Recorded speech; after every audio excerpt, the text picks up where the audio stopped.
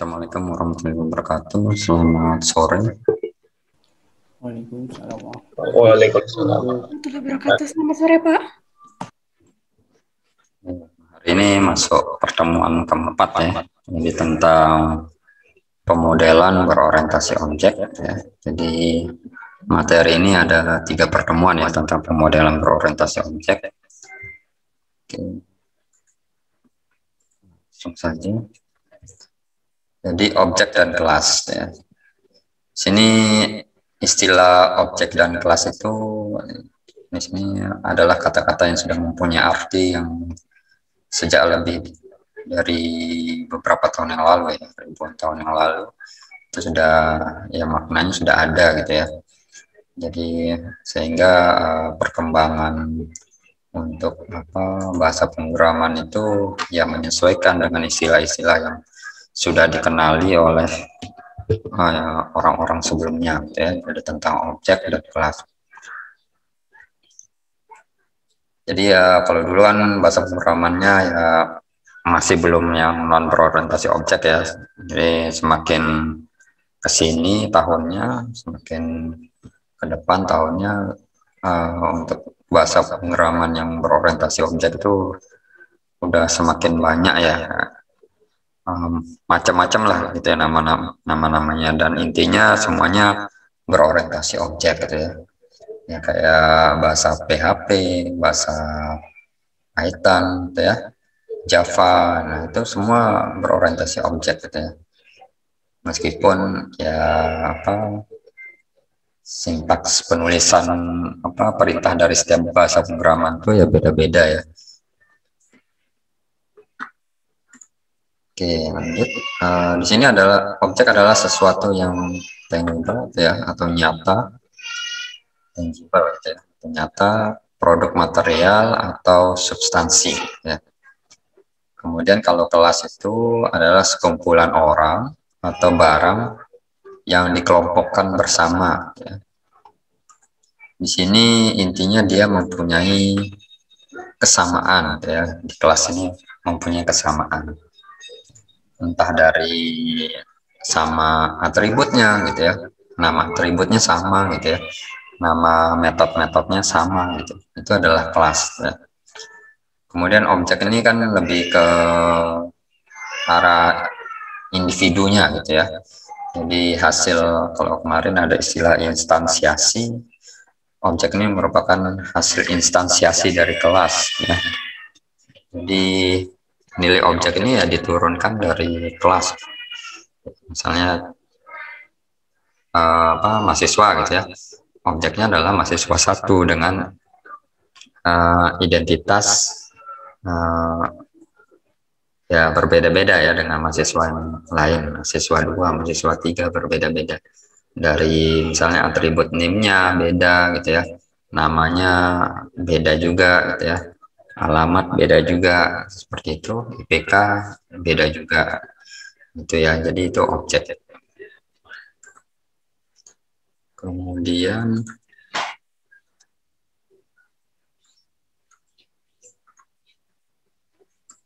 menentukan kelas dan objek ya. Di sini tujuan utamanya adalah untuk mengidentifikasi kelas dan objek itu adalah untuk menyesuaikan penggambaran ya secara teknis dari sistem itu sedekat mungkin dengan gambaran konseptual dengan dunia nyata gitu ya. Jadi kelas dan objek ini ya pada dasarnya ya masuk pada tahap desain gitu ya.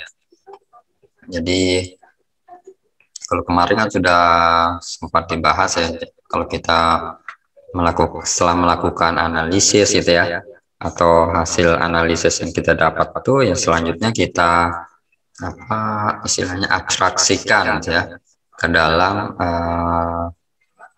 model datanya ya, pemodelan ya. Dari contohnya kalau kemarin kan ada misalnya dosen gitu ya, dosen, kemudian kita abstraksikan menjadi bentuk kelas dosen gitu ya, dan kita buat di dalam kelas itu ada atributnya, ada metodenya ya, sesuai dengan aplikasi yang akan kita buat ya. Kemudian di sini jadi penggambaran teknis itu ya masuk desain gitu ya, masuk desain. Gambaran konseptual ini kan masih berupa konsep, jadi hasil masih berupa apa, catatan di tahap analisis itu ya, masih berupa konsep dan perlu kita gambarkan gitu ya secara teknis. Nah, ya, itu gunanya kita membuat kelas dan objek. Jadi yang pertama gitu ya, jadi intinya sebenarnya yang pertama pada saat kita membuat aplikasi itu kan, yang pertama kan kita harus tentukan dulu ya apa jenis bahasa pemrogramannya gitu ya, atau apa dia berbasis apa gitu ya. Misalnya, oh saya ingin membuat aplikasi yang berorientasi objek gitu ya. Jadi sudah fokus dari awal gitu ya. Kalau di awal sudah pilih yang non berorientasi objek, nah gitu ya, selanjutnya kita pilih kira-kira bahasa pemrograman apa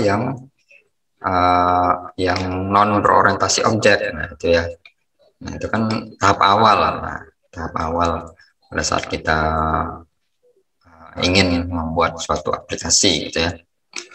Nah kalau contohnya di sini kan misalnya karena kita belajar yang berorientasi objek, misalnya saya pilih bahasa apa, aplikasinya berbasis berorientasi objek gitu ya, maka saya pilih kira-kira bahasa pemrograman apa yang sesuai.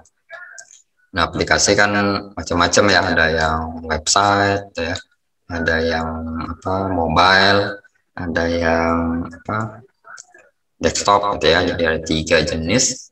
Nah itu dipilih juga karena beda-beda bahasa pemrograman, beda-beda bentuk pemilihan tadi ya, dari 3 tadi, mau website, mau apa mobile, mau desktop. Nah itu ada kemungkinan pasti menggunakan bahasa pemrograman yang berbeda juga ya.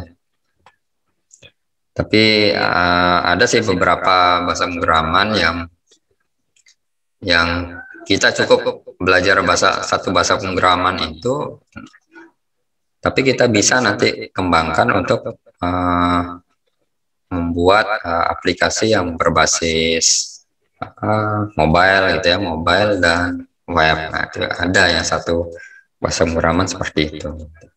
Jadi enggak, kalau dulu kan kalau mau buat web kan ya harus pakai HTML dan PHP gitu ya, CSS. Nah, kalau mau desktop ya pakai Java. Kalau dulu ada Visual Basic, itu ya macam-macam ya. Dan ada Python juga, itu bisa juga desktop. Nah, kalau mobile ya pakai Android gitu ya, bahasa pemrograman Android, ada Flutter, macam-macam sekarang sudah bahasa pemrograman berkembang ya. Itu nanti bisa dipelajari gitu ya sendiri-sendiri. Sebenarnya intinya sih nggak beda ya, cuma mungkin penulisan sintaksnya aja ya berbeda tergantung dari bahasa pemrograman. Oke, kemudian di sini pertama-tama analis ya. Jadi analis ini orangnya ya, orang yang melakukan analisis ya. Dia memahami pokok permasalahan dari ruang lingkup aplikasi yang ingin dibuat ya.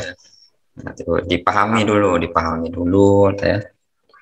Jadi nggak mesti kita menanyakan ke orang lain ya, kita tanya melulu gitu ya, tapi selain kita tanya ya kita pahami juga gitu ya. Nah, kemudian selanjutnya adalah menentukan kelas dan objek itu sebagai suatu abstraksi dunia nyata, membantu untuk mendapatkan pemahaman dari masalah yang signifikan gitu ya. Jadi signifikannya yang penting gitu ya, mendapatkan pemahaman dari masalah yang penting apa saja sih di dalam dunia nyata tersebut ya. Nah, jadi apa, misal aplikasi itu ingin ditempatkan di kampus ya, bagian dunia nyata itu ya dunia kampus itu ya.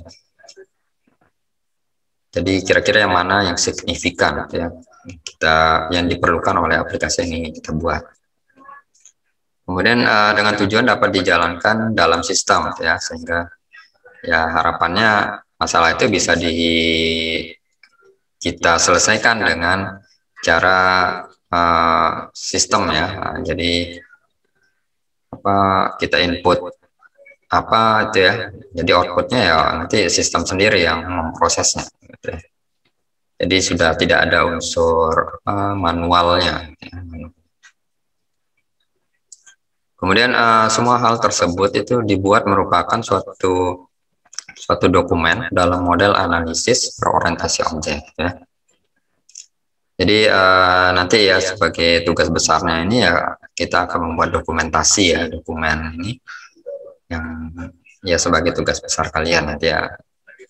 Nanti kita akan pelajari ya lebih banyak sih tentang UMR-nya ya, diagram-diagram UMR. Kemudian suatu model terdiri dari 5 lapisan layer itu ya. Itu yang pertama adalah subjek, kemudian ada kelas dan objek, kemudian ada struktur, ada atribut dan metode ya, atau metode ya. Oke, yang pertama, jadi 5 bagian ini yang penting ya pada saat kita melakukan langkah di awal itu ya, pada saat melakukan desain aplikasi. Nah, seperti ini ya, jadi ada 5 lapisan ya, ada layer subjek, layer kelas dan objek, layer struktur, layer atribut, dan layer metode. Kelima layer ini nanti akan kita bahas di pertemuan ini sama pertemuan minggu depan gitu ya. Ya karena materinya waktunya nggak panjang kan karena 2 SKS gitu ya. Jadi materinya ya 2 pertemuan gitu ya, untuk membahas 5 layer ini.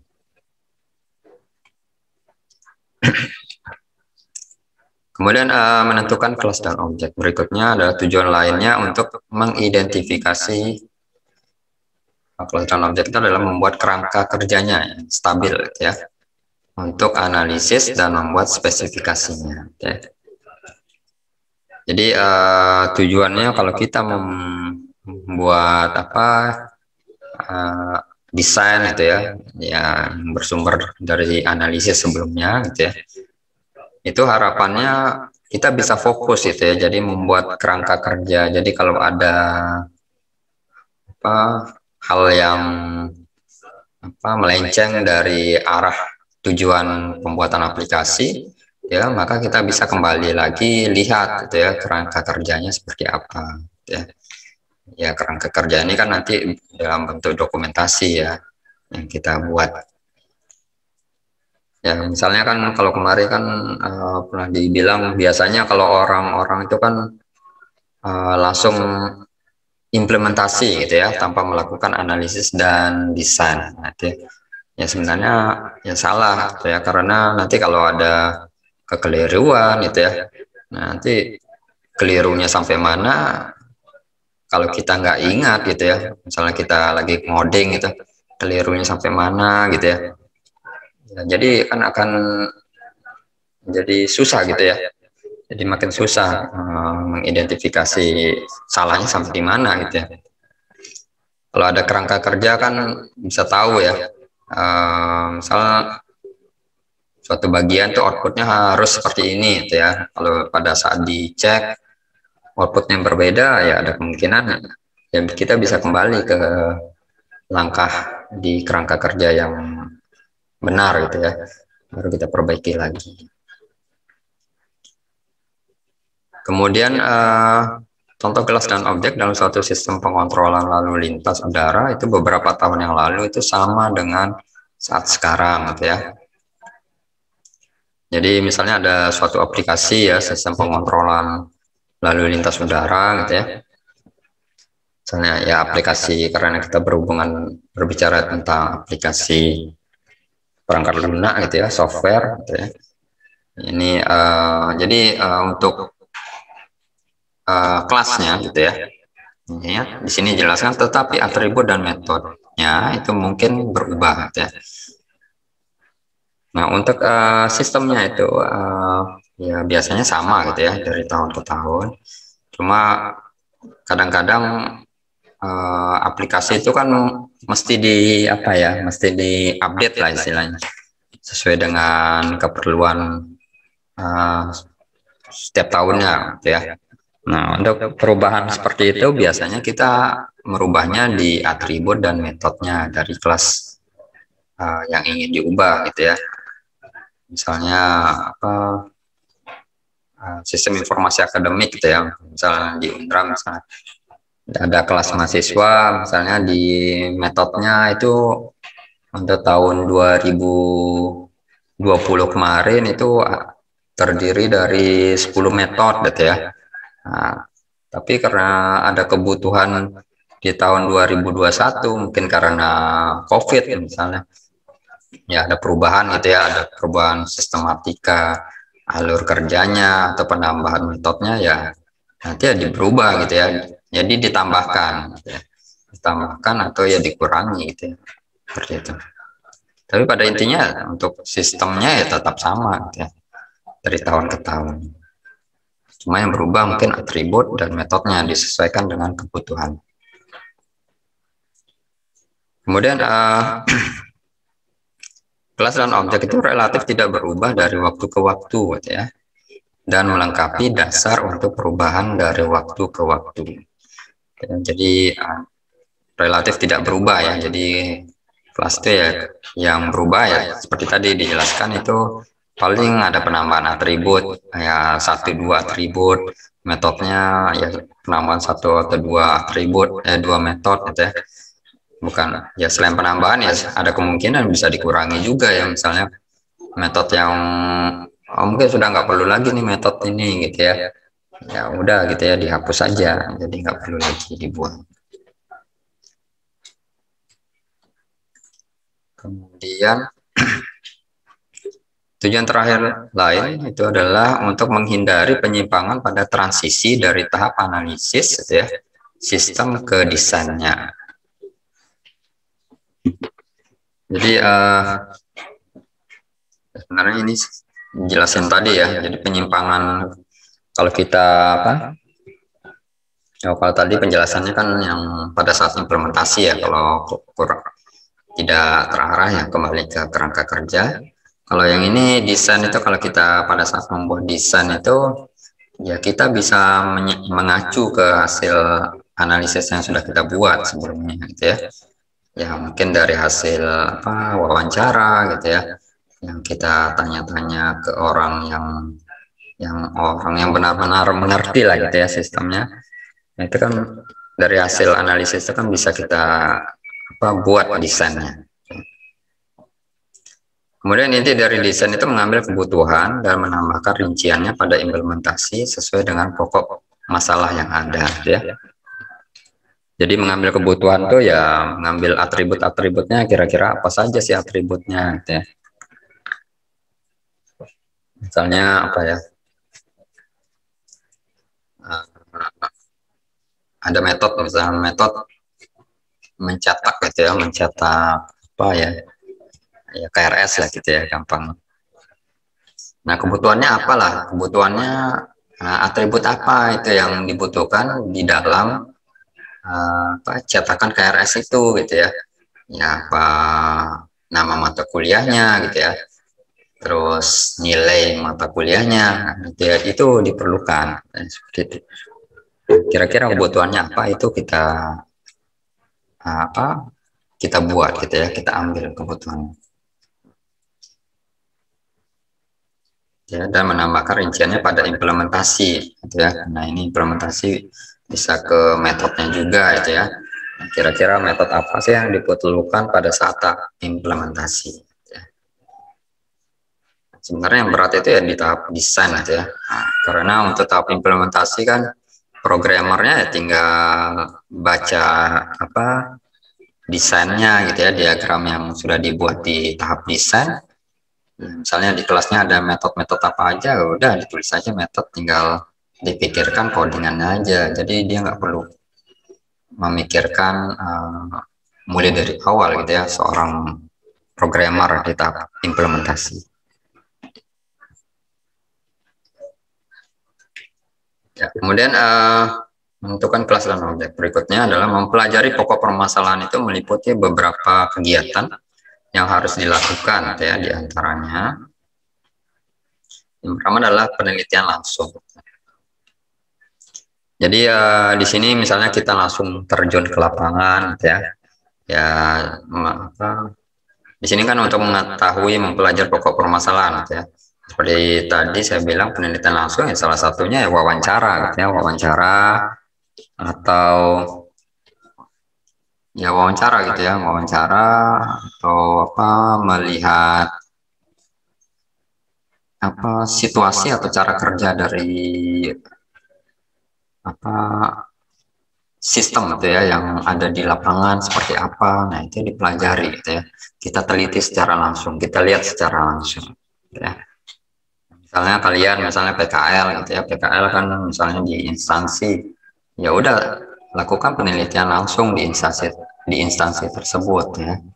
Jangan di instansi yang berbeda, karena ada kemungkinan kalau di instansi berbeda kan pasti alurnya berbeda juga gitu ya.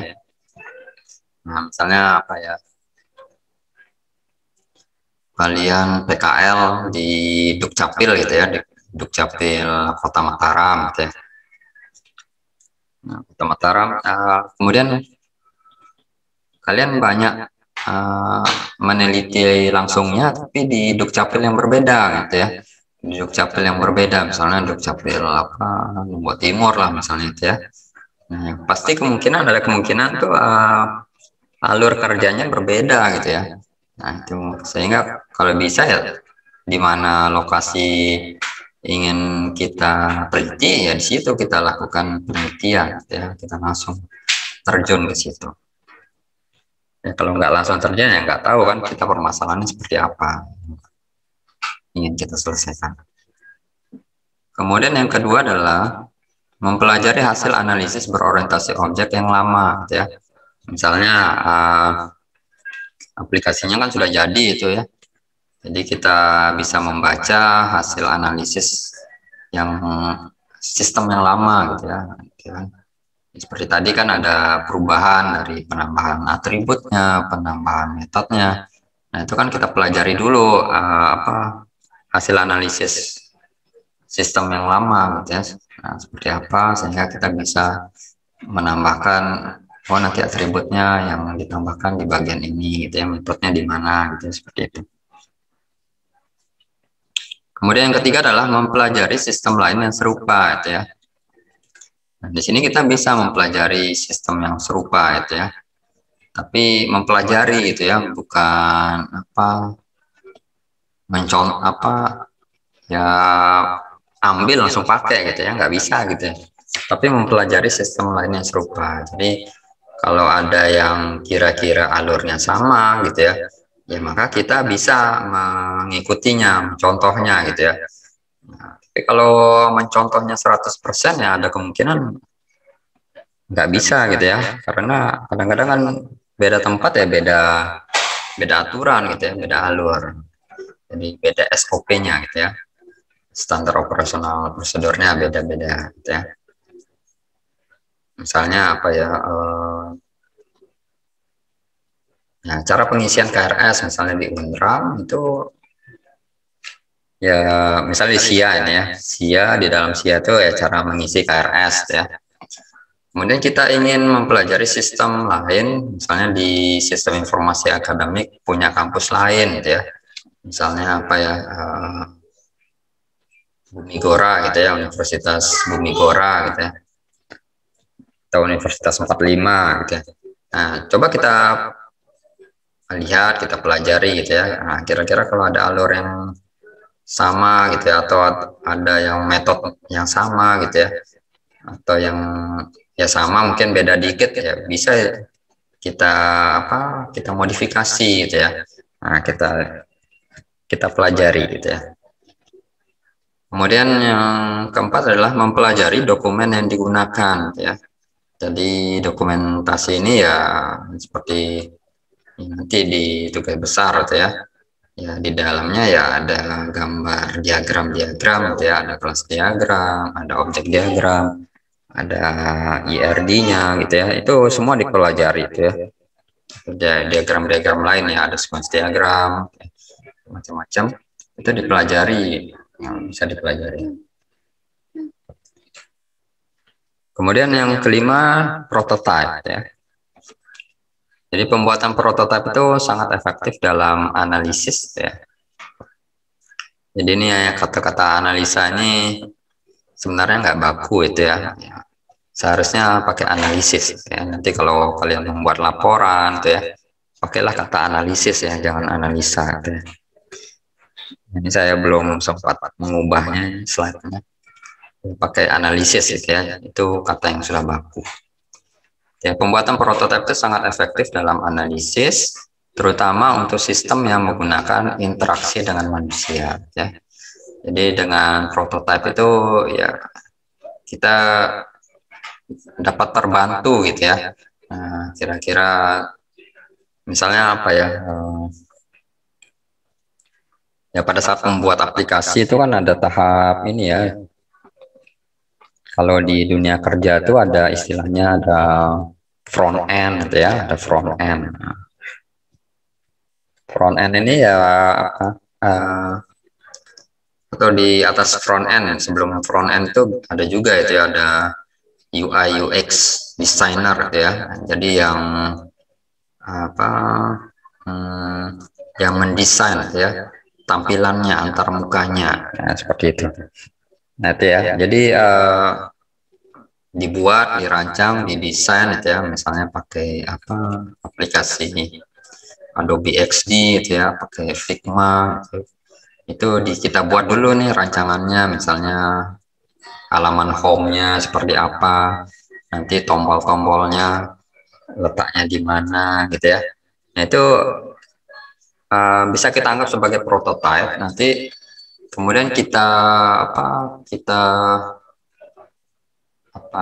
sebarkan gitu ya ke orang lain gitu ya, ke orang lain kita minta pendapat, kira-kira sudah bagus nggak prototipe seperti ini ya, misalnya halaman home-nya apa ada gambarnya apa nanti kan dari pendapat-pendapat orang lain itu kan kita mendapatkan masukan gitu ya.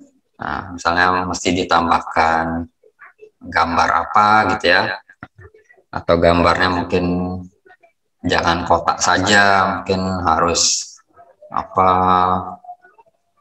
jajaran kenjang gitu ya, atau dihias-hias bordernya. Nah itu nanti dapat masukan, itu kan sebagai prototipe ya. Jadi seperti itulah UI UX designer. Kemudian setelah UI UX designer itu ada tahap front end lah istilahnya kalau di dunia kerja gitu ya. Jadi yang dari antarmuka, desain antarmuka ya masih berupa gambar gitu ya. Jadi front end ini ya melakukan codingnya gitu ya. Tapi codingnya khusus yang tampilannya aja, belum isi-isinya gitu ya. Nah, isi-isinya nanti tugas ada istilahnya back end. Nah, ya. Itu bisa dijadikan prototipe itu ya sebagai apa bahan analisis ya, kira-kira sudah sesuai nggak dengan keinginan pengguna gitu ya. Nah, misalnya kalian disuruh membuat aplikasi oleh suatu perusahaan gitu ya, ya sebaiknya prototipe itu kita minta pendapat dari perusahaan tersebut ya selain tempat yang lain gitu ya. Karena kan sebenarnya kalau kita buat aplikasi kan ya fokus ke siapa sih penggunanya, siapa customer yang memerintahkan kita ini untuk membuat aplikasi gitu ya. Kalau orang yang memerintahkan kita nggak cocok gitu ya, saya nggak serak nih sama antarmuka seperti ini, ya kan harus ganti ya. Kan kita nggak bisa ngotot gitu ya. Saya sukanya ini, nggak bisa seperti itu. Jadi kita lebih ke customer gitu ya. Mau customer itu apa? Itu ya gunanya prototype. Yang kalau ada interaksi dengan manusia gitu ya. Kemudian ya contoh yang lain misalnya ada aplikasi konsultasi dokter dengan pasien gitu ya, misalnya ada chatnya, ada tampilan chatnya. Nah, kira-kira tampilan chatnya seperti apa gitu ya. apakah perlu ditampilkan foto profilnya atau namanya saja. Nah, itu kan bisa dilihat lah contoh-contoh misalnya di WA, di Telegram, gitu ya. Apakah pakai foto profil atau enggak. Nah, seperti itu kan perlu pendapat orang lain ya pada saat kita melakukan desain. Ya, selanjutnya faktor untuk menentukan objek. Jadi ya seperti dijelaskan di awal itu langkah yang pertama kita buat itu adalah kelas dan objek ya. Jadi di sini objek. Yang pertama yang ya ini kira-kira yang bisa membantu kita ya dalam membuat objek nanti ya supaya nggak bingung karena kadang-kadang membuat bingung juga nih membuat objek itu ya. Nah, tapi kalau kita mengikuti nanti ada 8 itu nggak salah itu faktornya nanti bisa ya terbentuk sendirilah objek yang ingin kita capai. Jadi pandangan kita misalnya berdasarkan strukturnya. Nah, itu ya. Di sini strukturnya sangat signifikan dalam menentukan kelas dan objek ya dan menggambarkan pokok permasalahan yang kompleks di mana harus mempunyai kegiatan sebagai metodenya ya. Jadi metodenya. Di sini strukturnya kita bagi menjadi 2 ya. Ada gen spec structure dan ada wall part structure ya.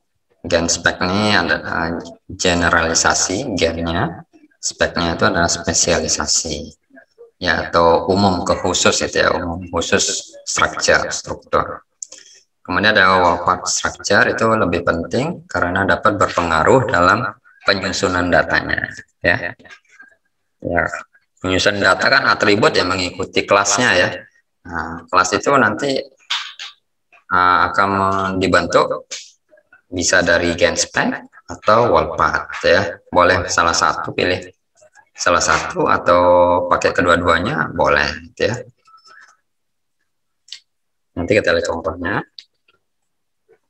Nah, ini contohnya ya.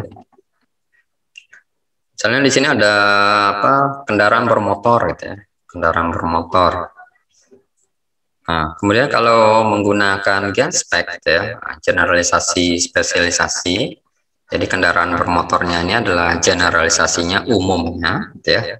Yang sebagai umumnya ya, bagian umumnya itu adalah kendaraan bermotor ya. Tapi di dalamnya kan kendaraan bermotor itu kan banyak jenisnya ya, misalnya ada sedan, ada bus, ada pick up, ada truk gitu ya. Nah, ini bisa nanti akan terbentuk ada nanti yang awalnya kelas kendaraan bermotor nanti secara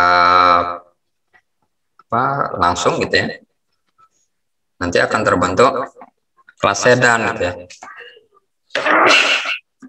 akan terbentuk kelas sedan ada kelas bus ada pick up ada truk. Nah jadi kita nggak bingung lagi ya buat objek karena kita mengikuti misal saya ingin membuat berdasarkan strukturnya gitu ya pakai gen spec atau pakai wall part ya nanti kelasnya berbeda gitu ya. Kalau pakai wall part, nah ini misalnya kendaraan bermotornya ini adalah wallnya gitu ya, partnya itu adalah ada mesin, ada kelas mesin jadinya ada kelas transmisi, ada kelas rangka gitu ya. Nah kelas-kelas ini yang akan mempengaruhi data yang tadi ya dijelaskan ini dalam penyusunan datanya. Nah, kelas sedan tuh kira-kira atributnya apa saja, metodenya apa saja, kelas bus apa saja, atribut metodenya, ya. Ya mesin, atributnya apa saja, metodenya apa saja, seperti itu contohnya. Nah, itu ya, jadi ya secara tidak langsung ketemu gitu ya objeknya. Jadi nggak perlu kita mikir-mikir panjang lagi. Kira-kira objeknya apa sih ini kendaraan bermotor, ya. Nah, kapan menggunakan gen spec dan wall part ya tergantung kasusnya ya. Kira-kira mana yang sesuai gitu lah. Kalau sesuai dengan gen spec ya pakai gen spec ya. Kalau sesuai dengan wall part pakai wall part. Kalau sesuai dengan kedua-duanya ya dikombinasikan ya. Kemudian sistem lain gitu ya. Nah, misalnya Sistem lain di sini adalah terminator eksternal, ya, jadi yang bagian luar, ya, yang mungkin berinteraksi dengan sistem yang kita buat, ya. Jadi sistem lain, sistem eksternal yang mungkin berhubungan dengan sistem yang kita buat, ya. Misalnya interaksi ini dapat berupa perangkat keras, gitu ya, hasil interaksi manusia dengan komputer atau lainnya. Nah, misalnya contohnya di sini adalah kelas pesawat terbang, gitu ya. Nah, kelas pesawat terbang misalnya aplikasi apa ya? Misalnya kita membuat sistem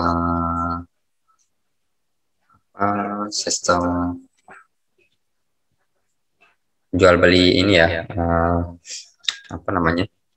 Jual tiket ini ya, tiket online itu ya, misalnya tiket pesawat terbang gitu ya misalnya. Ya, nanti kan akan terkoneksi ya dengan ya aplikasi kayak ini ya, Traveloka lah misalnya, Traveloka ya. Kan ada jual beli tiket gitu ya, jual tiket gitu ya, jual tiket online. Nah, itu kan Traveloka ini kan dia berhubungan dengan sistem lain gitu ya. Sistem lainnya ya dari maskapai penerbangan gitu ya. Entah dari Lion Air gitu ya. Kemudian ada apa?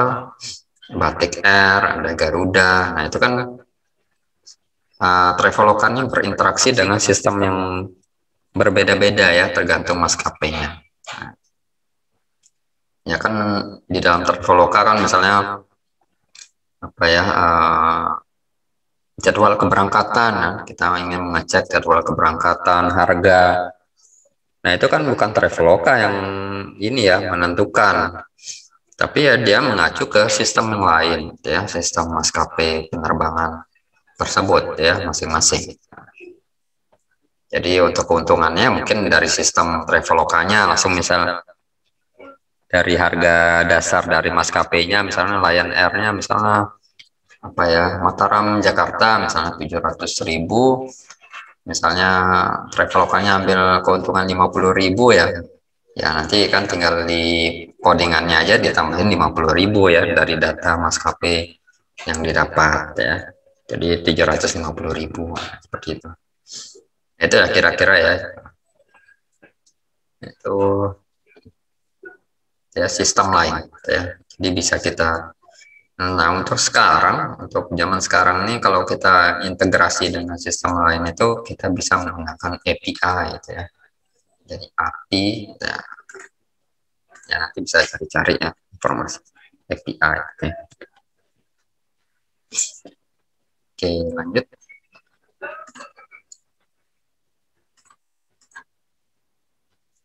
Ya, dengan API ini ya kita bisa ya interaksi gitu ya, jadi lebih dinamis ya, seperti itu ya, kalau menggunakan API web services.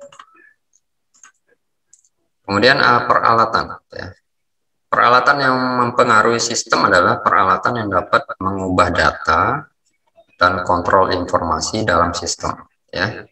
Jadi peralatan ini yang digunakan ini ya bisa mengubah data ya, mengubah atributnya, dan kontrolnya metodenya ya, metode dari aplikasi yang kita buat ya di dalam kelas yang sudah kita buat. Di sini komponen komputer seperti disk drive, display, terminal itu tidak termasuk dalam kategori peralatan yang dimaksud ya. Simbol kelas dan objek mencerminkan objek di mana sistem menyimpan informasi. Jadi punya kelas dan objek ini punya atribut yang menyimpan informasi ya. Dia bisa berinteraksi, jadi punya metodenya ya, yang melakukan interaksi di dalamnya, atau keduanya ya, punya atribut dan metode. Nah, contohnya adalah peralatan sensor ya. Nah, sensor ini ya alat gitu ya. Nah, misalnya apa ya? Sensor gitu ya, sensor apa ya? Sensor cahaya gitu ya, sensor cahaya. Nah, sensor cahaya misalnya kita simpan di luar gitu ya. Kita hubungkan dengan aplikasi yang kita ingin buat gitu ya, aplikasi yang kita buat gitu ya. Misalnya ya aplikasi ini ya, perangkat lunak gitu ya, atau nanti bisa juga dikembangkan dengan IoT gitu ya. Jadi sensor cahaya, misalnya waktunya nih sensornya tidak kena cahaya matahari gitu ya, sudah tidak kena cahaya matahari ya berarti nanti untuk lampunya dia akan menyala otomatis gitu ya. Atau sebaliknya kalau sensornya kena matahari, cahaya matahari, oh berarti kan anggapannya masih terang gitu ya. Jadi lampunya ya padam seperti itu. Nanti contohnya lah sensor. Nah itu kan akan mempengaruhi nilai data ya dari aplikasi yang kita buat. Kemudian ya, aktivitas yang mudah diingat ya itu bisa juga kita jadikan sebagai objek ya, aktivitas yang mudah diingat. Di sini bila melihat dalam sistem itu terdapat saat atau waktu tertentu yang harus diperhatikan ya. Contohnya pendaftaran suatu kendaraan bermotor harus mengingat waktu di mana orang mendapatkan nama dari kendaraan tersebut ya. Nah, itu kan data-data tentang kendaraan bermotornya gitu ya. Kemudian siapa pemiliknya gitu. Kemudian pendaftaran surat tanda kendaraan bermotor itu memerlukan data seperti nama pemilik dan lainnya. Ya. Misalnya contohnya di sini adalah kelas surat tanda kendaraan bermotor ya. Jadi, ya STNK lah gitu ya. Jadi kelas STNK nah, seperti itu bisa. Nah atributnya ya tinggal kita lihat aja di STNK kendaraan kita masing-masing kan. Nama atributnya pasti sama gitu ya. Cuma kan nilainya aja nilai apa dari setiap atribut kan berbeda dari setiap kendaraan. Nah, kan dari atribut nama atributnya nah itu kan bisa kita dapatkan ya. Kemudian peranan yang dijalankan itu bisa juga kita jadikan sebagai objek ya. Jadi jabatan atau ya jabatan seseorang di mana dia menjalankan peranannya dalam sistem itu terdapat dua macam tipe ya. Yaitu yang pertama menggambarkan pengguna dalam sistem. Jadi pengguna ini langsung berinteraksi dengan sistem atau ya misalnya karyawan itu berinteraksi dengan sistem. Dan ada juga jabatan orang yang di dalam sistem itu tidak berinteraksi langsung ya. Nah, misalnya pemilik. Ya paling pemilik kan laporan aja ya, laporan bulanan. Saya melihat laporan bulanan. Dia nggak input-input data ya seperti karyawan yang selalu berinteraksi dengan sistem. Ya peranan yang dijalankan. Kalau di sistem informasi akademik kan bisa dilihat juga kan peranannya siapa saja. Ya. Ada mahasiswa, ada dosen, ya, ada adminnya, ya, ada ya admin prodi gitu ya. Kalau di prodi kita ya Pak Azwar. Ya. Nah itu kan yang berhubungan siapa sih yang berhubungan dengan atau yang dapat peranan di dalam sistem yang ingin kita buat. Gitu. Itu bisa kita jadikan sebagai objek atau kelas. Nah, bisa juga kita lihat dari prosedur operasional ya. Jadi SOP ya. Nah, jadi sekarang istilahnya adalah SOP. Jadi SOP ya standar operasional prosedur. Dan itu bisa juga itu ya kita sebagai dasar ya untuk membuat kelasnya. Jadi SOP ini ya berisi alur-alur gitu ya. Jadi prosedur operasional dari sistem harus ditangani setiap waktu ya, dan memberikan pedoman bagi pengguna untuk menjalankan sistem. Ya, jadi pedoman bagi pengguna. Misalkan akan setiap instansi kan pasti ada SOP ya. SOP setiap tahun ya bisa saja berubah gitu ya, tergantung kondisi gitu ya. Nah, SOP di TI kan bisa juga dicek ya. Ya, mungkin ya atau contoh yang lain lah gitu.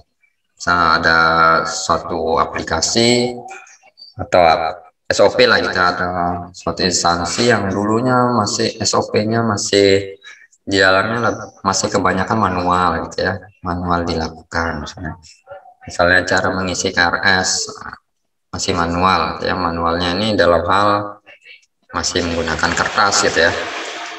Kalau saya zaman dulu itu uh, ya karena dulu internet masih ini ya, masih masih mahal gitu ya, jadi susah. Jadi biasanya orang kalau misalnya mengisi KRS ya manual, ya di prodi minta kertas, ya kertasnya berisi daftar mata kuliahnya, ya nanti dipilih gitu ya, nanti diserahkan kembali. Nah itu ya ada kalanya kan dari manual itu kan berubah ya SOP-nya pakai sistem. Nah itu, nah di dalam SOP ini ya berisi pedoman gitu ya, atau alur kerja ya dari sistem yang dibuat ya. Kemudian kelas dan objek ini digunakan bila sistem memerlukan prosedur untuk menjalankan sistem tahap demi tahap ya. Seperti sequence itu tidak merupakan sifat yang melekat dari pokok masalah tanggung jawab sistem, harus ditangani setiap waktu. Jadi kalau di SOP kan nggak mesti apa berurut gitu ya. Jadi ada bisa aja loncat gitu ya. Nah, seperti kalau kita SOP ini kan gambarnya seperti flowchart gitu ya. Jadi bisa saja arahnya kemana, aktivitasnya kemana, activity gitu ya. Kalau istilahnya di flowchart bisa saja loncat nanti ya. Kemudian atribut yang digunakan tuh termasuk nama prosedur, tingkat otorisasi, gitu ya, dan langkah-langkah dalam prosedur tersebut. Ya. Nanti ya. Nah ini dibuat kelas SOP atau prosedur operasional itu bisa juga, gitu ya. Atau dipilah-pilah mungkin didapat kita dapatnya SOP yang panjang ya kita pilah-pilah aja, gitu ya. Jadi beberapa kelas ya bisa bisa juga seperti itu. Kalau SOP kelas 1 kelas ini misalnya atribut secara keseluruhannya apa saja sih? Misalnya SOP apa mengisi KRS, nah atributnya apa saja? Nanti kan metodenya ya, mengisi KRS, menghapus KRS, nah itu kan metodenya. Seperti itulah prosedurnya ya. Jadi setiap SOP itu kan memegang satu apa ya, satu alur kerja ya. Nah, sehingga kalau kita membuat aplikasi itu pasti butuh banyak SOP di dalamnya. Ya, misalnya apa di Dukcapil misalnya. SOP membuat akte lahir ya. Kemudian SOP membuat KTP elektronik. Nah, itu kan semua kan dikerjakan oleh Dukcapil gitu ya.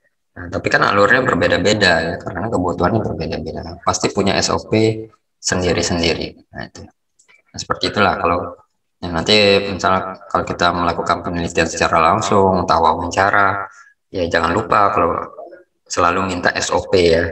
Nah, jadi SOP ini membantu kita gitu ya dalam membuat aplikasi. Kemudian lokasi ya. Dengan lokasi yang berbeda dari suatu bagian sistem itu memerlukan perhatian dalam pembuatan kelas dan objek ya. Sebagai contoh, bila suatu sistem dengan konfigurasi di mana install dilakukan pada lokasi yang berbeda-beda. Atau contoh lain ya, misalnya di apa di SIA misalnya itu kan ada sistem informasi akademik kan khusus kampus ya. Nah, di dalamnya kan banyak prodi-prodi kan lokasi-lokasinya kan berbeda. Nah, itu kan bisa sebagai objek gitu ya. Prodi masing-masing kan bisa sebagai objek. Kemudian unit organisasi gitu ya. Kemudian unit organisasi. Sini unit organisasi berpengaruh pada informasi yang diperlukan dari suatu sistem gitu ya. Contohnya karyawan menggunakan kendaraan bermotor yang bekerja pada bagian tertentu dari perusahaan gitu ya. Jadi unitnya bisa kita jadikan kelas. Misalnya di sini kalimatnya seorang karyawan, kan pasti ada kelas karyawan gitu ya. Kemudian ada kelas kendaraan bermotor, ya ada kelas unit. Nah, unit kerjanya di mana sih? Misalnya di bagian pemasaran, gitu ya. Nah, itu pun bisa bisa dapat nih 3 kelas, gitu ya. 3 kelas yang kita buat. Misalnya ada kelas karyawan, gitu ya. Ada kelas kendaraan bermotor ya, kendaraan bermotor, ya data-data tentang kendaraan yang dimiliki oleh perusahaan gitu ya.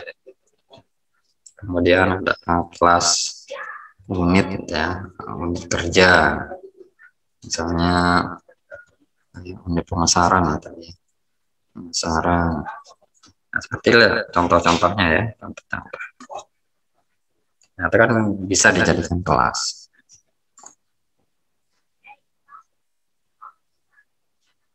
Nah, ini di 3 kelas ini ya ada seperti IRD, ada terdapat relasi juga ya. Nah, nanti kita gambarkan dalam kelas diagram ya.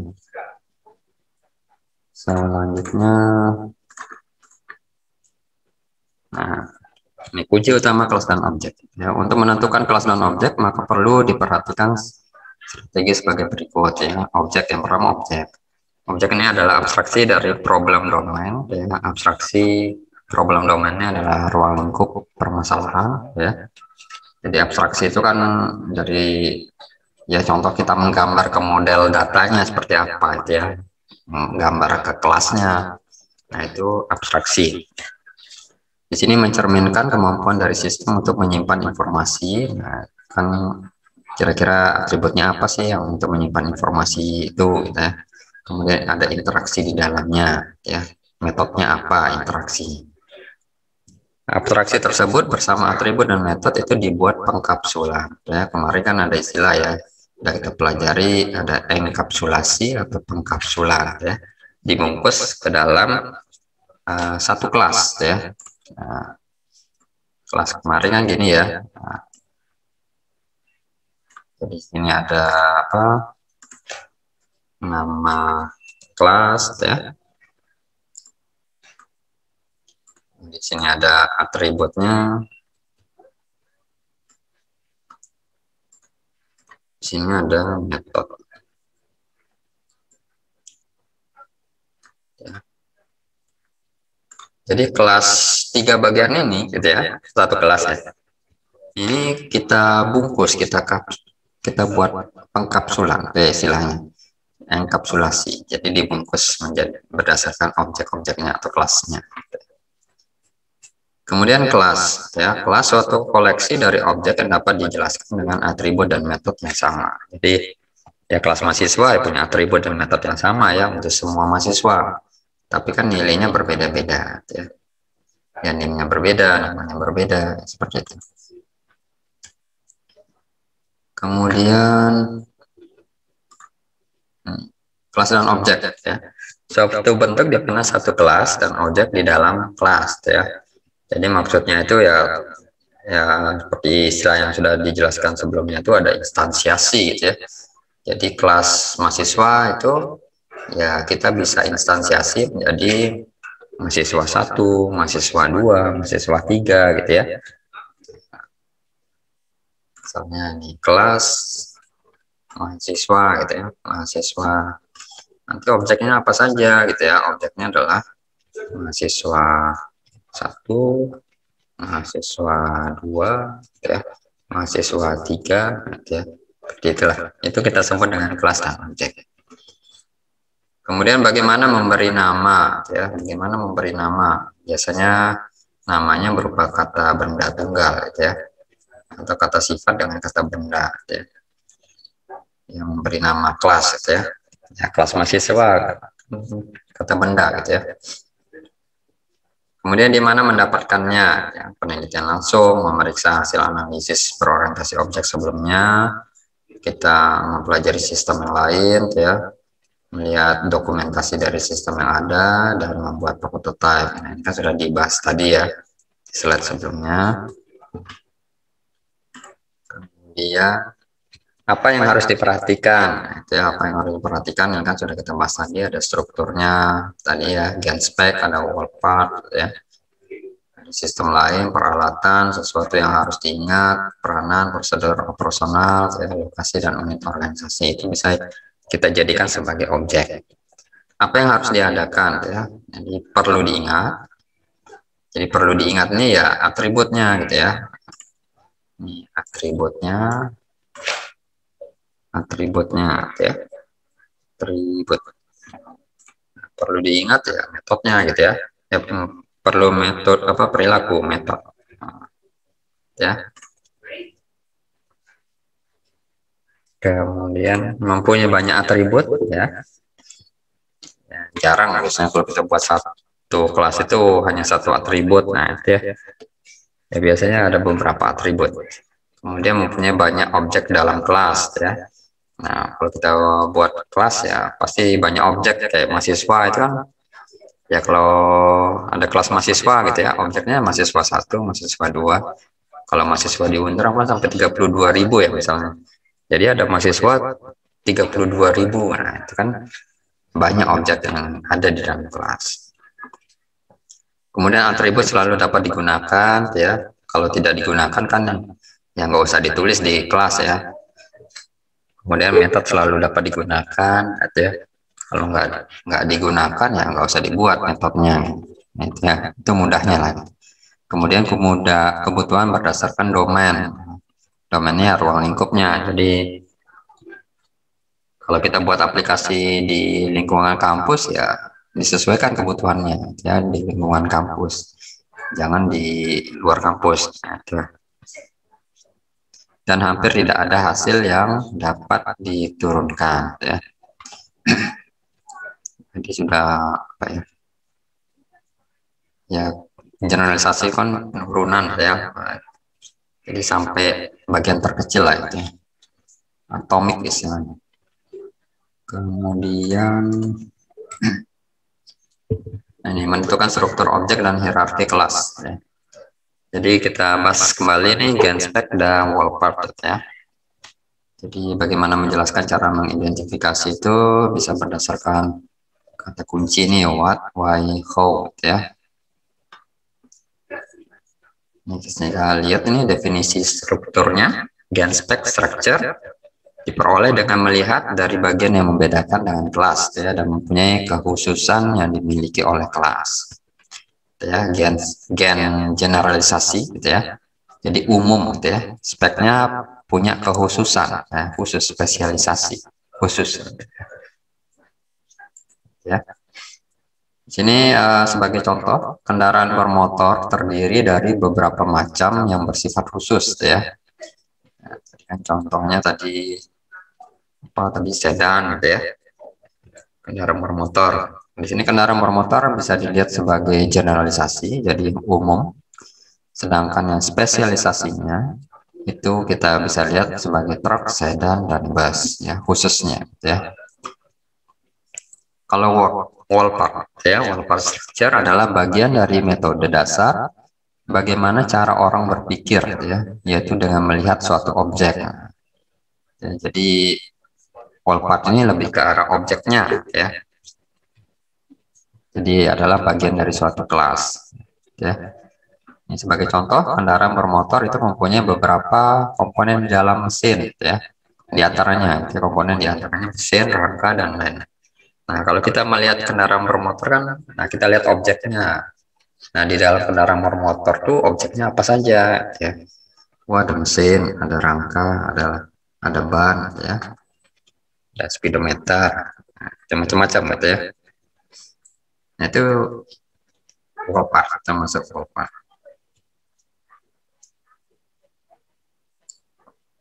Kemudian tujuan ya, tujuan GenSpec dan Wolpert ini menitik beratkan perhatian analis pada kompleksnya banyak kelas dan objek ya. Khususnya GenSpec itu terdapat atribut khusus yang tidak dimiliki oleh lainnya ya, atau Wolpert. Cara menentukan struktur pada setiap kelas dan objek itu kita perhatikan. Untuk GenSpec itu kita perhatikan ini ya kelasnya. Kalau yang tadi sudah dijelaskan, kalau Wolpert itu lebih fokus ke objeknya ya. Ya dalam ya pola pikir kita lah gitu ya dalam membuat strukturnya.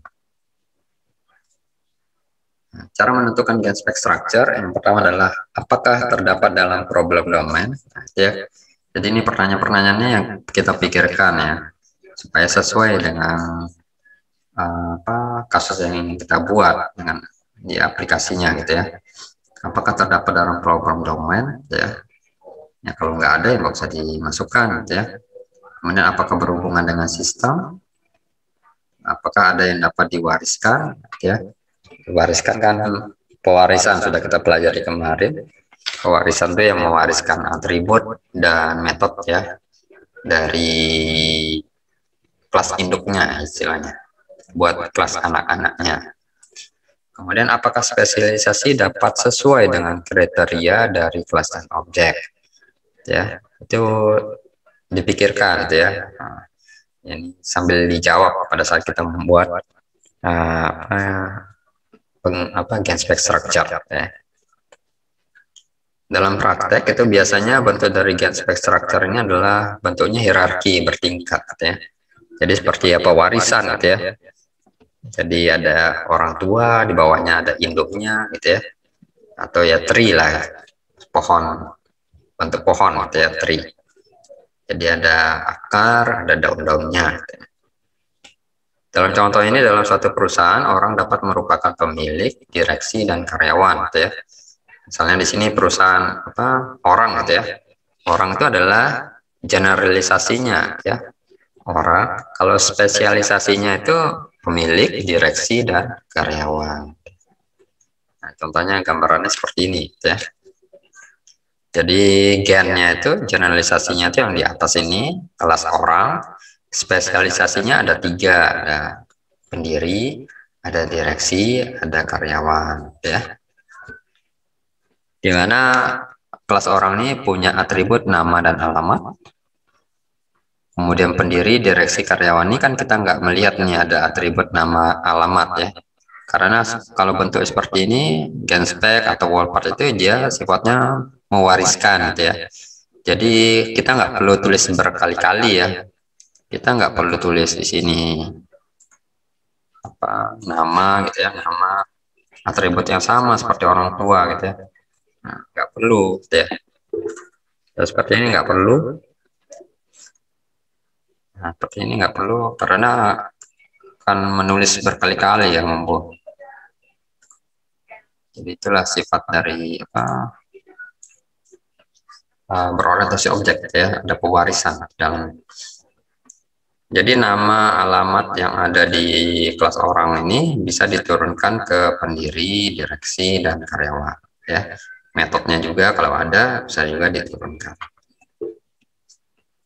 Jadi supaya nggak diulang berkali-kali, redundansi gitu ya. Oke, jadi redundansi ya data di kelas orang ada, nanti di kelas pendirinya nama alamat ada juga, direksinya ada juga nama alamatnya, ya kan berulang gitu ya, itu kan redundansi. Kemudian cara menentukan wallpart structure itu dengan ada 3 gitu ya.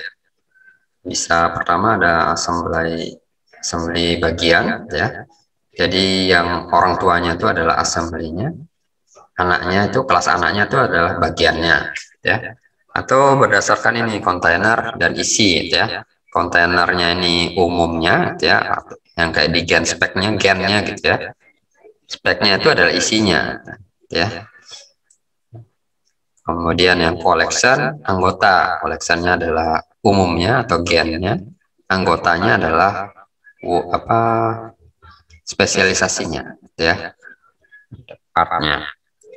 Jadi wall ini yang bagian kiri, assembly, container, collection. Partnya adalah bagian isi anggota, ya. Contohnya di sini adalah, kita lihat gambar aja. Kalau assembly ya, nah, assembly itu bagian ya. Assembly itu nah ini mobil sebagai assembly-nya. Bagiannya apa? Bagian dari mobil itu apa ya? Oh, bagian dari mobil itu ada mesin. Nah, itu mesin. Oh ya, untuk simbol untuk wall part-nya seperti ini ya. Jadi segitiga. Kalau gen spek-nya itu agak melengkung ya. Gambarnya seperti ini ya kalau gen spek. Gambar. Nah, gini ya kalau gen spek. Nah, gitu ya. Nanti di sini ada kelas-kelasnya ya. Ini cabang kalau ada kelas yang lain. Nah, ini gen spec. Kalau apa wall part ya pakai simbol seperti ini. Kayak gini ya contohnya ya, assembly bagian. Kemudian selanjutnya kalau kontainer ini isi gitu ya. Nah, tadi kan kontainer umumnya ortu orang tuanya, anaknya, kelas anaknya adalah isinya gitu ya. Nah, ini. Kalau mobil, isi mobil itu apa ya? Ada sopir, ada penumpang lain gitu ya. Nah, itu bisa sebagai, kalau pandangan kita menggunakan kontainer isi gitu ya. Nah, kemudian ada collection dan anggota ya tadi ya. Collectionnya ini kan kumpulan gitu ya, istilahnya kumpulan. Kumpulan itu organisasi. Nah, di dalamnya tuh ada anggotanya siapa saja sih dalam, ada karyawan gitu ya. Ya organisasi yang macam-macam, misalnya di kampus ya pejabat-pejabat nih ya, rektor, ada dekan gitu ya, ada ya wakil rektor dulu, wakil dekan, kemudian ada kaprodi. Nah itu kan anggota semuanya. Nah di dalamnya ada karyawan, ada ya staf dosen gitu ya, ada staf kependidikan gitu ya. Nah, semua itu bisa dijadikan ya, tapi tergantung kasusnya ya, kebutuhan aplikasinya, apakah semuanya perlu dimasukkan atau enggak ya, tergantung ruang lingkup aplikasinya. Kemudian yang terakhir adalah multiple structure ya. Jadi multiple structure ini ya kombinasi atau gabungan dari genspec dan wallpath ya. Seperti saya bilang di awal, genspec dan wallpath ini bisa kita kombinasikan, kita gabungkan ya. Contohnya di sini, nah sini kita lihat gambarnya aja. Nah, tadi kan sudah orang ya, kelas orang ini. Nah lihat simbolnya ini ya. Nah ini adalah genspec.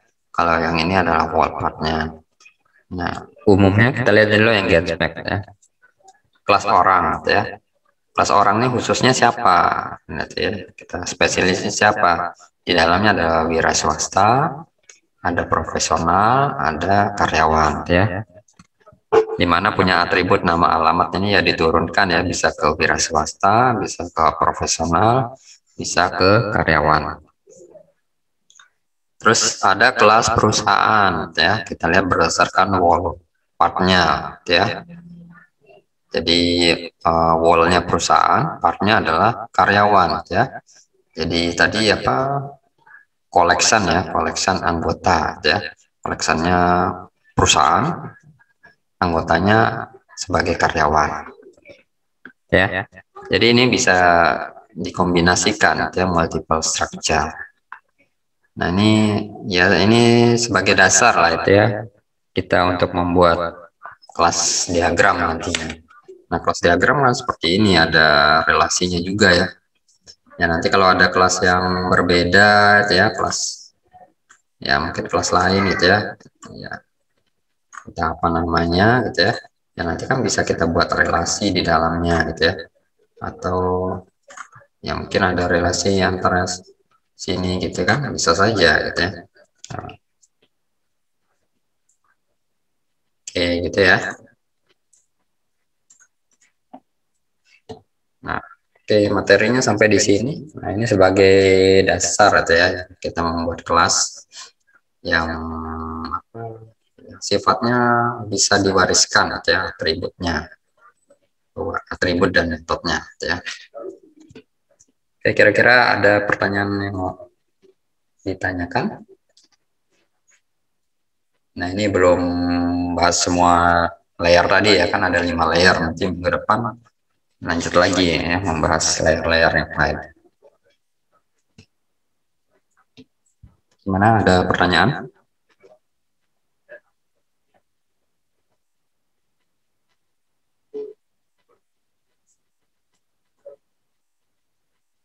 Enggak ada ya?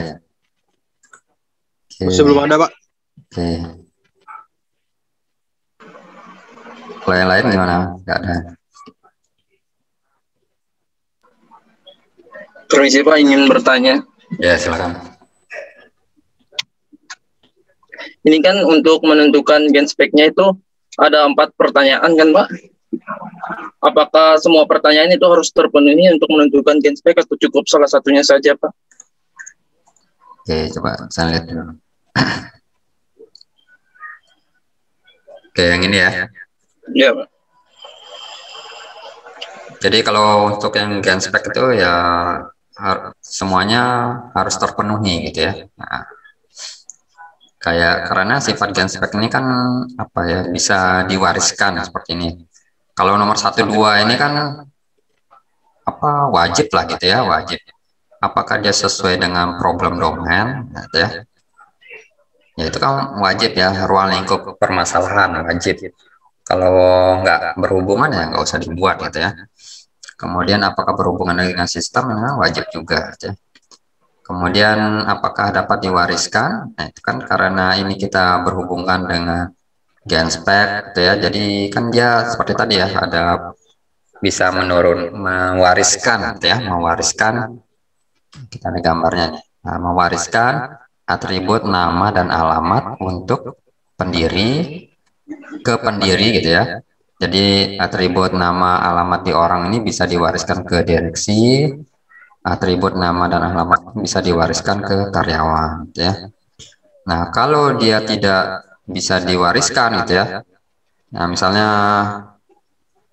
apa ya, atau inilah apa, atributnya sama dan metodenya sama ya, ya sebaiknya ya digabung saja menjadi satu gitu ya. Nah itu ya, jadi seperti itulah sifat pewarisan. Kemudian apakah spesialisasi dapat sesuai dengan kriteria dari kelas dan objek? Ya ini perlu juga gitu ya. Nah, karena ya bentuk spesialisasi ini ya sebenarnya berhubungan dengan ini juga, problem domain gitu ya. Nah, kalau kita membuat aplikasi apa ya, ya SIA aja lah mudah gitu ya. Kan ini ya, dari gambar ini aja lah. Misalnya atasnya adalah mahasiswa ya. Nah, kalian bayangkan lah gitu, coba-coba kan Mbak mahasiswa. Nah, mahasiswa ini punya, bisa kita apa, jabarkan ya. Misalnya kita jabarkan ada mahasiswa apa, mahasiswa baru gitu ya. Nanti ada lagi mahasiswa lama atau alumni. Nah, itu kan bisa juga ya. Nah, kan mahasiswa. Jadi bisa terbentuk. Tuh, ini aja lah.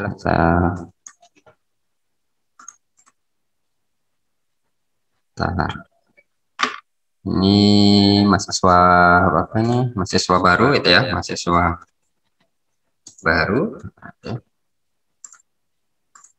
Ini mahasiswa lama. Ini alumni gitu ya.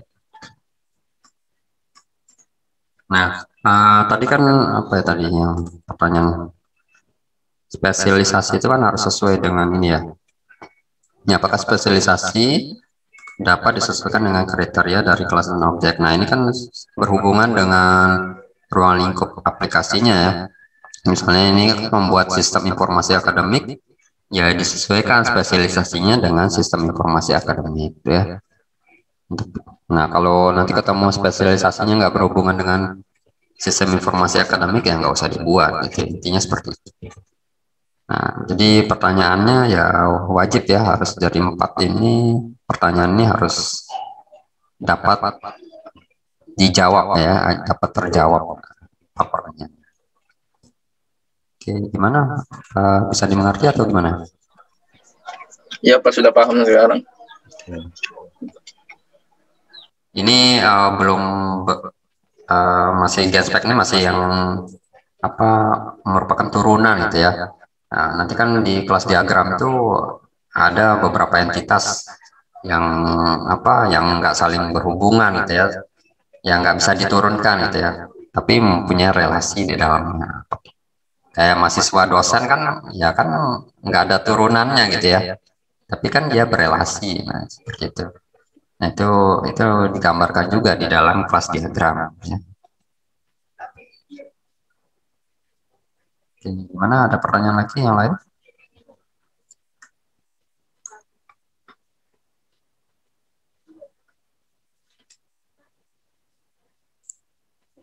Nah, kayak tadi kan contoh mahasiswa ya, mahasiswa ada mahasiswa diturunkan mahasiswa baru, mahasiswa apa? Mahasiswa lama gitu ya. Coba saya ini enggak gambar. Nah, di sini kan ada mahasiswa ini misalnya saya nggak tulis nih ya, diingat aja ya mahasiswa baru, nanti ada mahasiswa apa, mahasiswa lama, mahasiswa apa alumni gitu ya. Contoh inilah contoh kelas diagram gitu ya, kelas ya. Ini saya anggap aja gini gambarnya. Tapi nanti pakai ini ya, pakai generalisasi. Kemudian nanti ada kelas apa, kelas dosen, ada kelas mata kuliah gitu ya. Nah, ini kan di luar gen spek ini ya. Kalau kita berbicara dengan untuk yang gen spek ini ya, dosen, ini mahasiswa ya, mahasiswa baru, lama, gitu ya, alumni. Sini ada relasi juga ya, mahasiswa dengan dosen, mahasiswa dengan MK, ya, MK dengan dosen, nah itu kan relasi. Mana tiga bagian MK dan dosen, MK, mahasiswa dan dosen ini kan bukan turunan ya, seperti genspek atau Walper. Nah, itu nanti kita gambarkan juga di kelas diagram seperti ini. Oke, gitu ya. Yang lain gimana? Ada pertanyaan?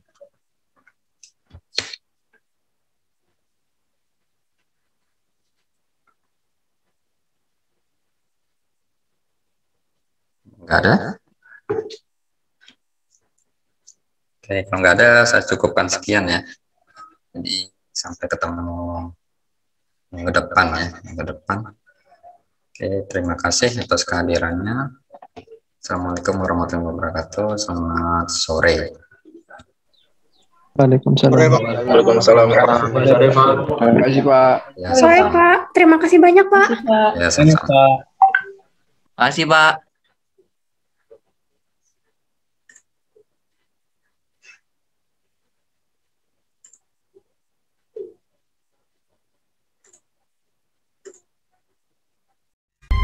To change your